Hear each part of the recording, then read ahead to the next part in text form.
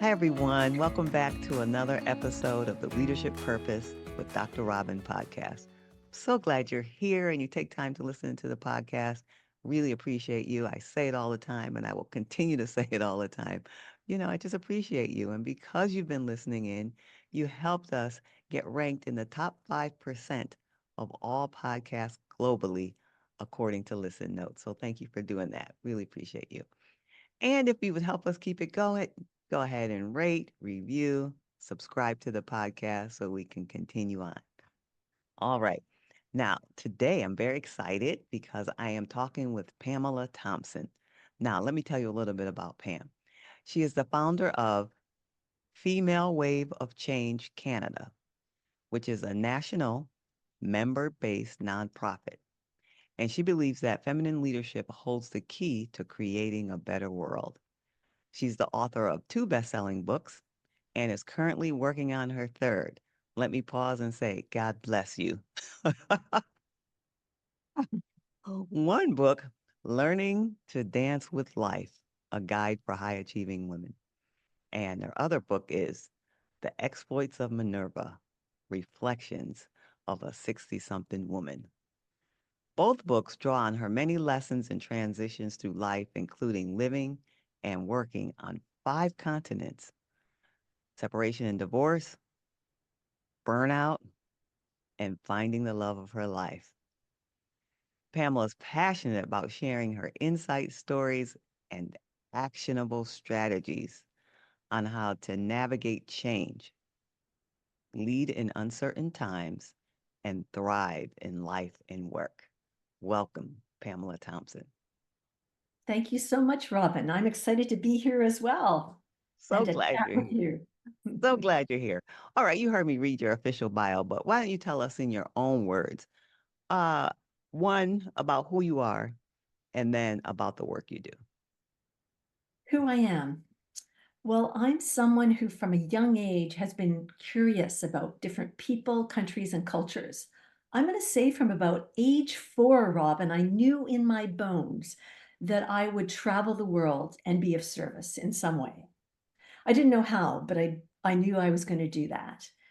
And so I have done many things in my life, including being an academic, having 4 consulting companies, well, two total consulting companies, one coaching, and now a coaching and consulting business since the early 1990s. I've also worked for the federal government in Canada.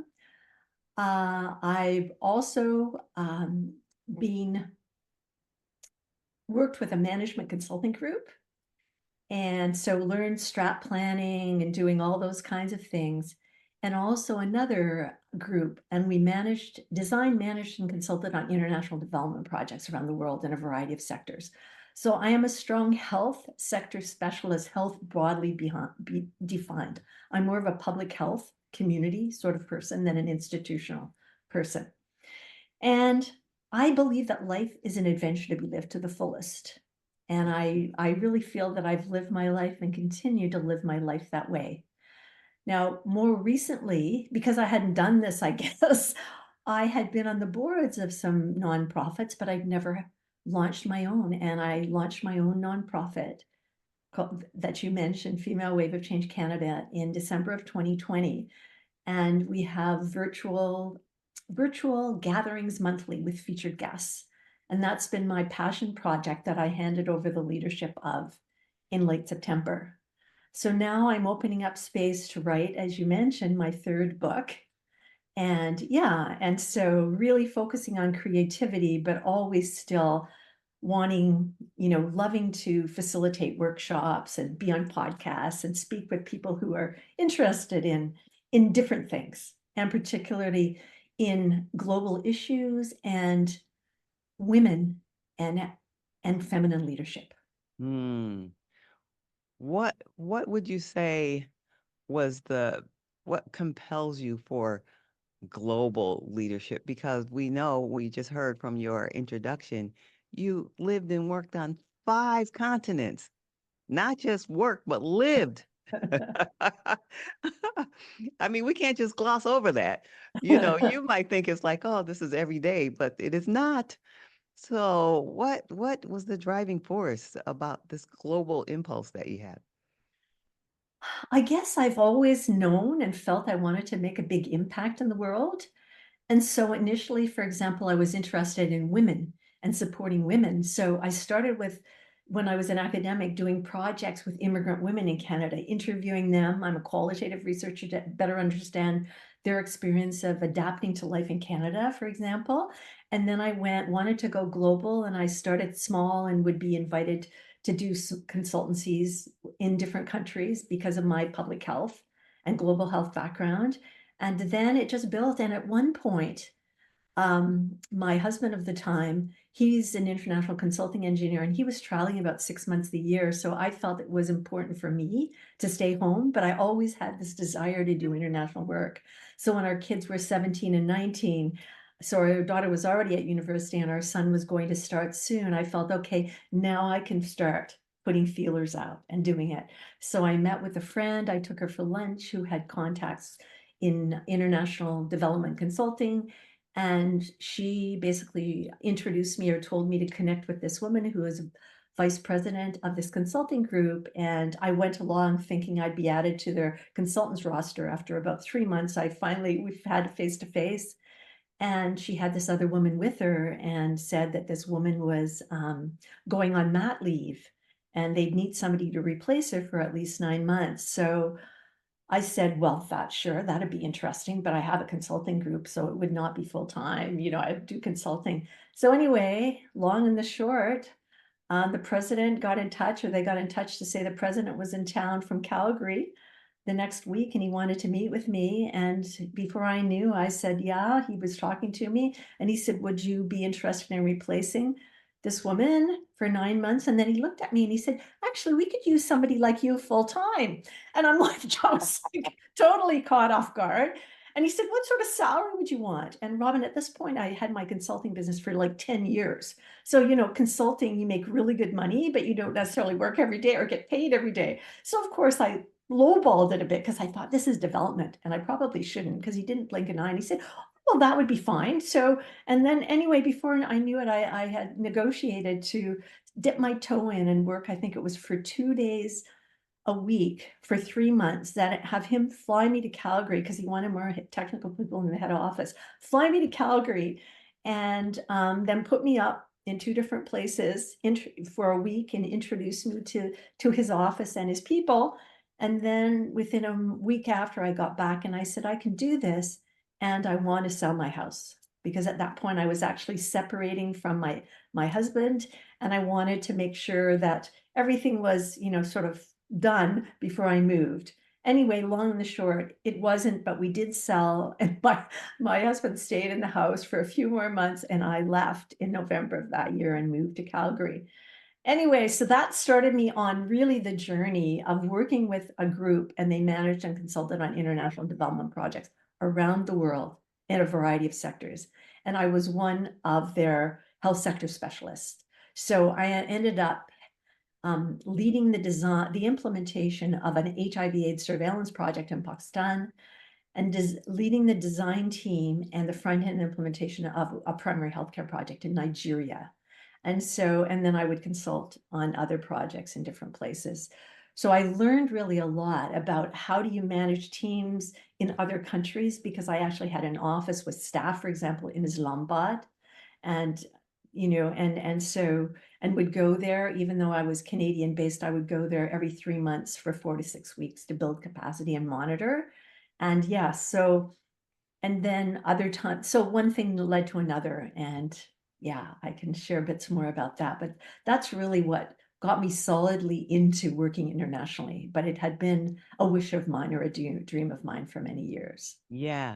What's the name of some other places that you could recall off the top of your head? Oh, Colombia. I lived and worked in the mountains of northern Colombia with a peasant farmer group. That was voluntary. That was actually my husband at the time. He was working there, and we took our family there when our kids were 3.5 and 5.5.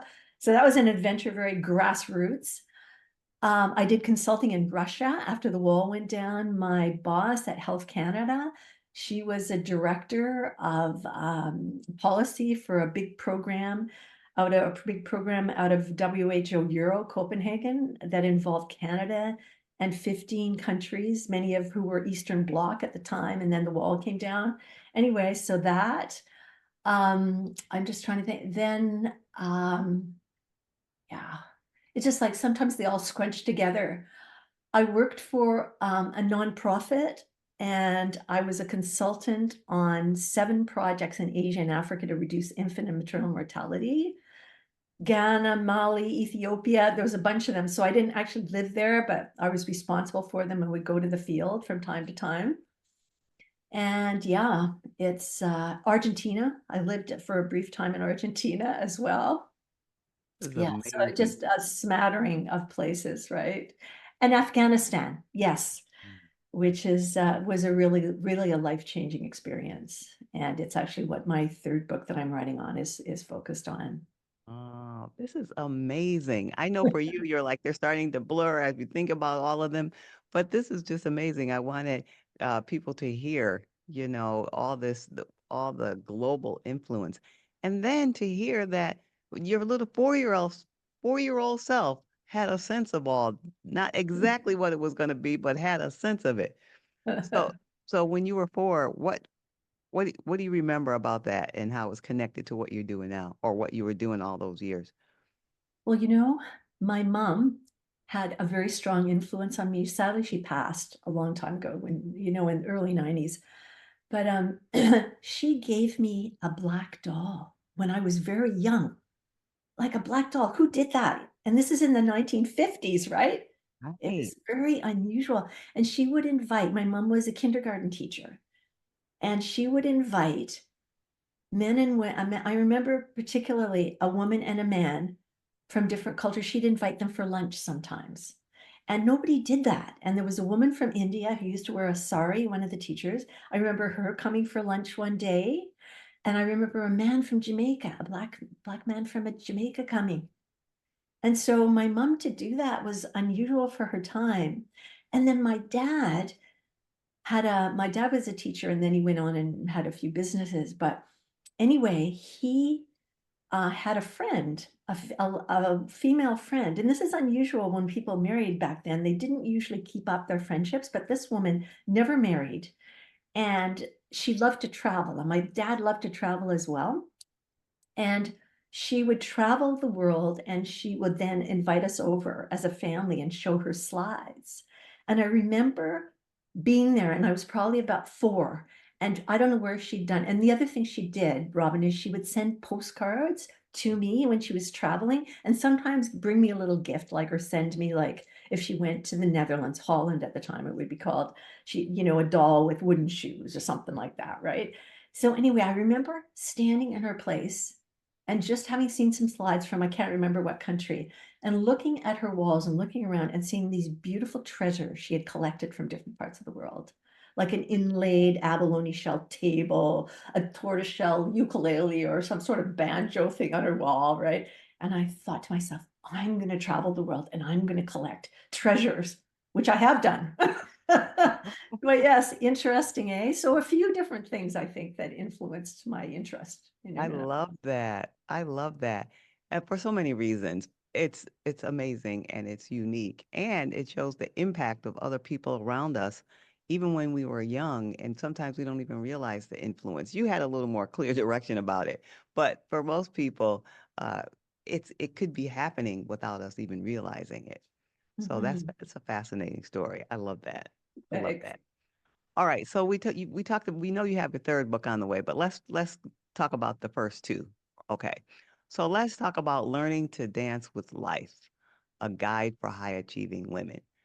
Tell us the premise of the book. Okay. Well, the main message is how to stay healthy, happy, and grounded while living your passion. Because what happened to me, do you want a little bit of story related to this? Yes, yes. Um, is I started to notice a lot of my friends and also younger and younger women who were very driven getting sick, being diagnosed with cancer, autoimmune disorders, and burning out, like getting really, really ill. adrenal fatigue, burnout. And then what happened to me that really triggered this was after I lived and worked in Afghanistan for 13 months, and we worked 6 days a week. And usually in Muslim country, you only get prayer day off, which typically is Friday.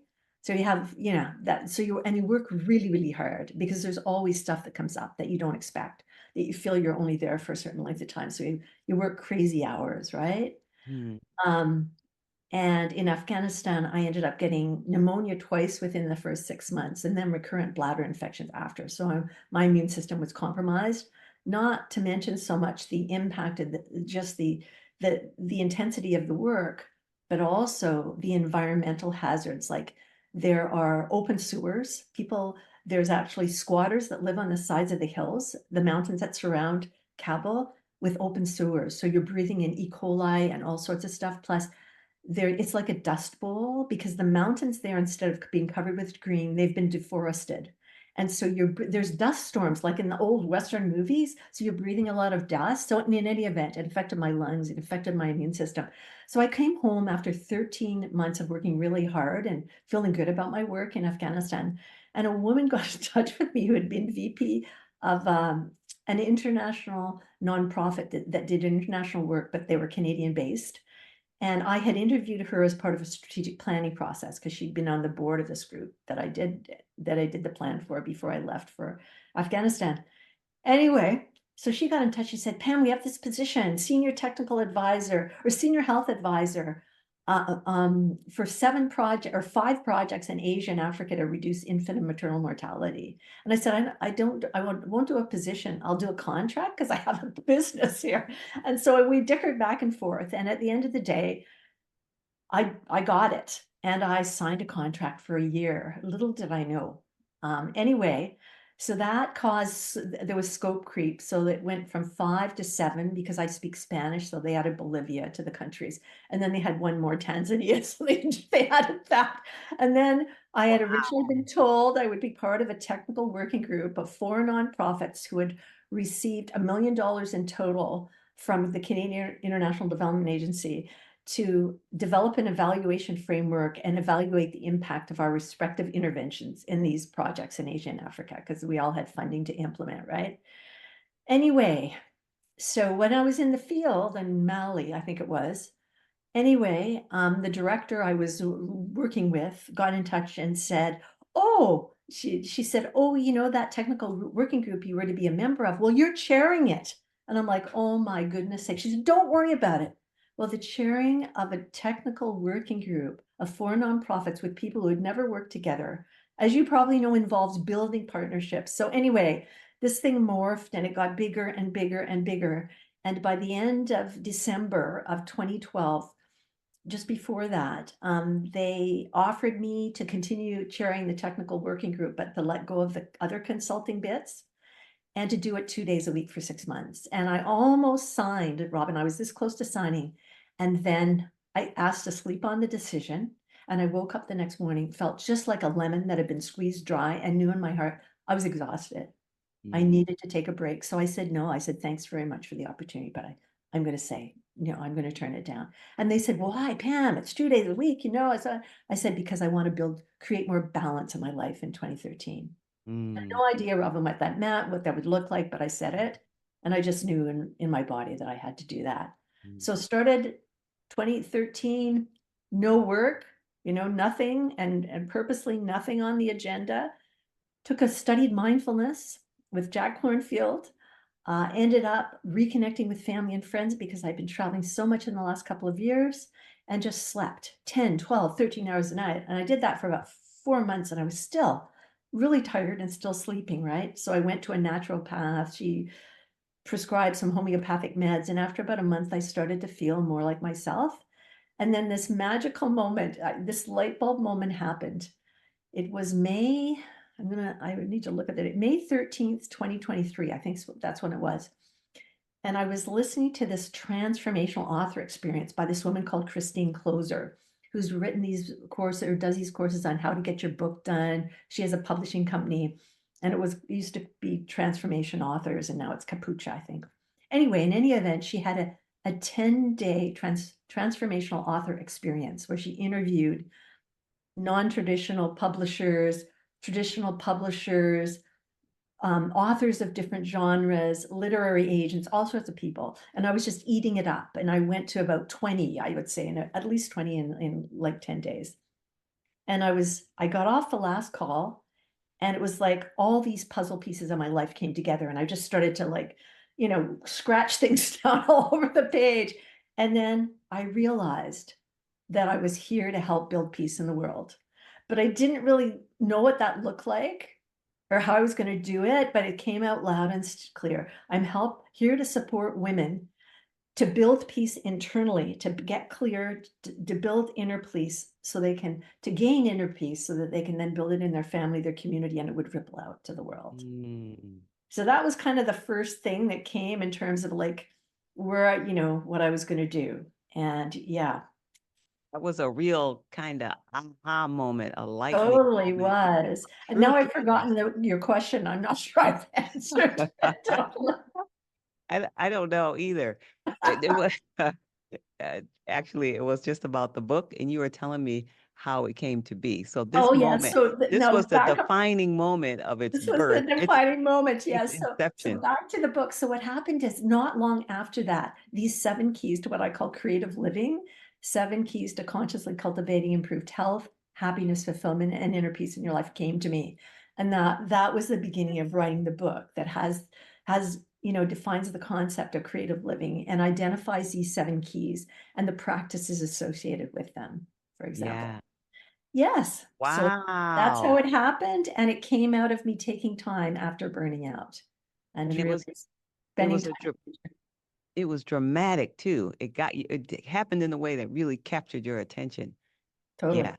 Yeah, Totally. and your experience might be an inspiration to someone listening now because who might be experiencing that burnout. And you wisely gave yourself, you said no, first of all, to an opportunity that otherwise might be considered a very good opportunity for you to do the work you wanted to do. Said no and set the boundaries around it. Then took care of yourself. It's like I need to sleep and rest.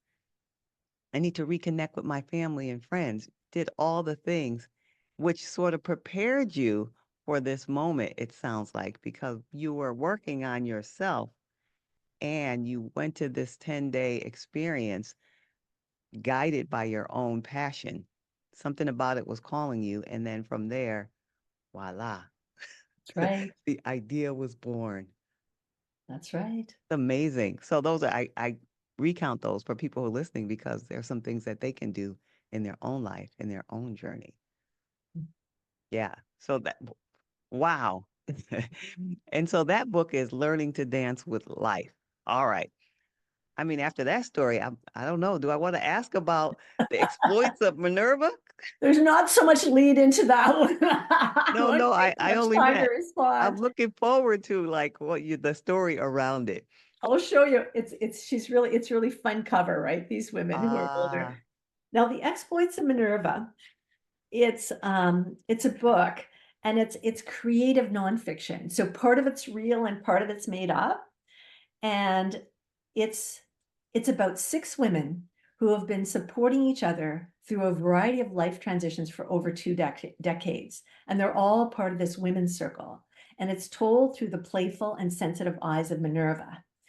So what I did, and so it's like different transitions, like finding the love of your life, losing the love of your life, separation, divorce, burnout, all the things, right? And what happened is Minerva is partly autobiographical, and she's partly a muse or an essence who came to me about 30 years ago when I was riding on a bike trail. And she said, write about me. And I said, no, I don't have time now. I'm starting a consulting group. My kids are preteens. No, I don't have time. And then she came back to me in, I'm going to say 2021, I guess it was, because I launched this at the end of 2022, and said, you have to write about me now. I was all set to write my memoir, and she said, no, you have to write about me now. So what I did is I interviewed friends and friends of friends about their various transitions and how they dealt with them, and then created composite characters so people wouldn't know who was who. And then some of the experiences were my experiences as Minerva. Ah, Then because I have been working like my coaching business I started in 2009. I had a network of coaches in Canada and the States, and we were coaching people through a variety of life transitions. So so yes, so and then I've sort of I pulled one of the keys from my book called Learn from and Embrace Life Transitions. And I've really worked in that transition space for a while. So I was able to integrate some of that work from embracing change and life transitions into the book as well. But it is fun, and the stories are real and raw because they came from my own experience and also from interviewing women. And things like, for example, to know that what's not real. I used to live in Vancouver, but I don't live there anymore at Center Vancouver. I am in a women's circle, but I haven't been in it for 20 years. At that time, I'd been in it for 3 years. So I understand how women's circles work. So just so so I found that that type of genre gave me the opportunity to flow and not guard myself. Because sometimes if you're writing your own stuff, you think, oh my goodness, maybe I shouldn't speak about that. But if it's through the eyes of somebody that's part you, but you can sort of also be creative with, it gives you freedom to sort of really open up and really share what's coming to you, right? yes, yes. I think that's amazing. And the focus on transitions, helping people, well, sharing from your experience, and you have a wide range of experience, which is wonderful. And now you're sharing the insights and wisdom in both books in different ways. And I'm thinking about the people listening now who might be considering some sort of transition, whether they're in their business or career and they need to make a shift, or in life. So I appreciate your sharing your wisdom in that way, and we'll make sure people can find those books at the end in our show notes here. All right. So now this podcast is all about, well, the title Leadership Purpose, right? So the focus is on purpose. I say leadership, which really means my interest is on women who are in leadership or in professional roles or business roles. And to me, leadership is not an official role or an unofficial role. It's either way. All right. So now let me get your advice for what I call a high achieving woman. All right, let me give you the definition of because we might have different definitions of a high achieving woman. And then from all your vast experience all around the world, and I could say that truly, from all around the world or from your own life and experience, uh, give your advice to the woman, the high achieving woman I'm going to describe right now. All right. So high achieving. She's responsible, goal oriented, ambitious in a positive way. She's good at a couple things, and people notice that. And because of that, in her professional life, people come to her and ask her questions, whether it's related to her job or not. They'll ask her questions for advice. In her home life, in her personal life, family, friends, community, neighbors, whoever, they ask her for advice, random tips. It could be about something she knows or doesn't know, but she's the go-to. And so she's supporting these people because they see that she's good at a couple things and she seems to have it all working together well, which she does. But I thought when I started the podcast, who supports her while she's supporting everyone else? So in the podcast, I thought, oh, I talk to people like you, who I consider to be high achieving, and we all kind of support each other. And in this particular season of the podcast, we narrowed in on that same woman, but she's at a place in her life where she feels like something is missing. She has the work. It looks good from everybody on the outside, but she's yearning for more meaning and more purpose and more fulfillment in her work. So that's who we're talking to now in this moment. So from your vast experience, either way, personal, professional, what can you say to her that might help her? Oh, okay. First of all, I just want to say that your list is very, very similar to mine because I have 19 attributes of high achieving women, as you may know in my book. And these big ones are the big ones are doing more than being, giving more than receiving. and often feeling that you can't reach out for help. And to the women, I would say that it's not a sign of weakness to reach out for support. Because I don't know about you, but the way I was raised, it was like I was meant to feel. It could have been inadvertently that if you reached out, it was a sign of weakness. Whereas what I know to be true is, as women, it's very important that we support one another and know that there are people that will support you. And a lot of times, yeah. And the other thing, what else would I say?